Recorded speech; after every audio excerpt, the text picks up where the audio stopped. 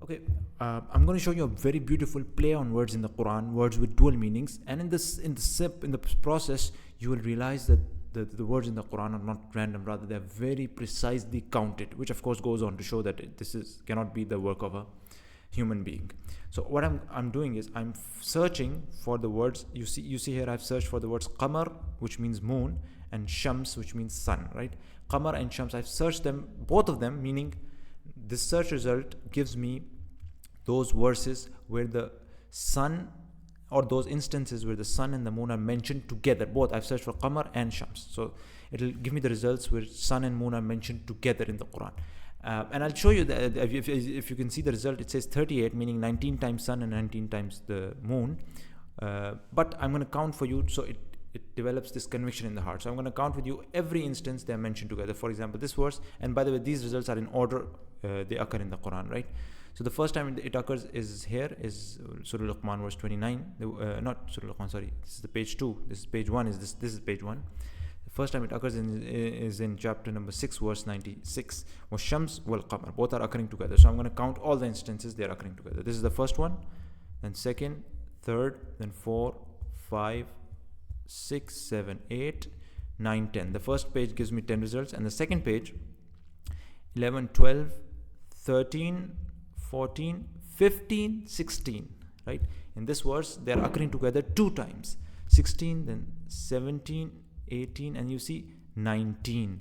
So they are occurring together, the sun and the moon, they occur together in the Quran 19 times, and the last and final time happens to occur where? In Surah Qiyamah, as you can see, verse number 9. Now this last 19th time, I'm focusing on the word 19th time they're occurring together, is in Surah Qiyamah verse 19. So I opened this up, Surah Qiyamah chapter 75 verse 9, sorry, not 19, verse 9. And if I read to you the context of this verse, just focus on the words. I swear by the day of resurrection, I swear by the reproaching soul. Does man think that we will not assemble his bones? Yes, we are able even to proportion his fingertips, but man desires to continue in sin. He asks, when is the day of resurrection? So now it's describing this day of Yawm al-Qiyamah, right? The day of resurrection. What does it say? Or the day of standing, you can say, or the day of resurrection. So when vision is dazzled, and the moon darkens, and the sun and the moon are joined. This is the verse. 19th time the sun and the moon are mentioned together, the last and final time. It says, how many times have they been mentioned together? 19 times. And the 19th time says, وَجُمِعَ الشَّمْسُ وَالْقَمَرُ. Subhanallah. And the sun and the moon are joined. They're literally, like, this is describing the day of judgment. However, it describes the Yawm al-Qiyamah, but play on words says the sun and the moon are literally joined in the Quran 19 times. The 19th time is saying the sun and the moon are joined. Subhanallah.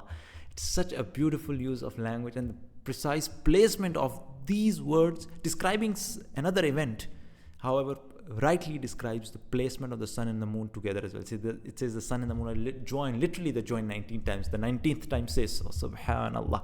So may Allah give us complete conviction in the Quran as the word of Quran, as the word of God.